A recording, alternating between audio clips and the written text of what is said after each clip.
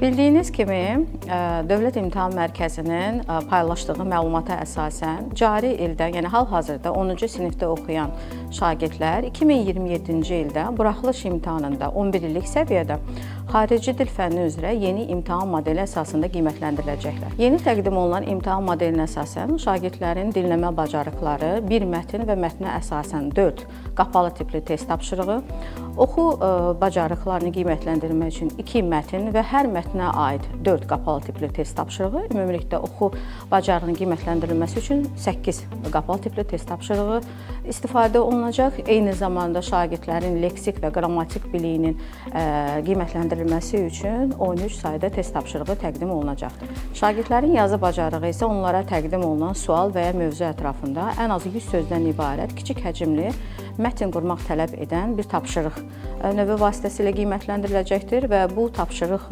növündə şagirdlər onlara təqdim olunan meyarlar əsasında qiymətləndiriləcəkdir. Məlumat üçün bildiririk ki, təqdim olunan və 2027-ci ildə istifadəsi nəzərdə tutulan imtahan modeli ilə Dövlət İmtahan Mərkəzinin rəsmi səhifəsində tanış olmaq mümkündür. Belə ki, bu şagirdlər artıq 2025-ci ildə 9-cu sinif buraxılış imtahanlarında məhz xarici dil fənni üzrə yeni imtahan modelinə əsasən qiymətləndirilmişdilər. Və şagirdlərə təqdim olunan qiymətləndirmə modelində onların yenə də xarici dil üzrə dinləyib anlama, oxuyub anlama, yazı və leksik qrammatik bilikləri yoxlayan test tapşırıqlarına əsasən bir model təqdim olunmuşdu ki, şagirdlərdə burada yenilik əsasən yazı tapşırığından ibarət idi və həmin tapşırıqda onları 3 şəklə əsaslanan hekayə qurmaq tələb edən yazı yazmışdılar.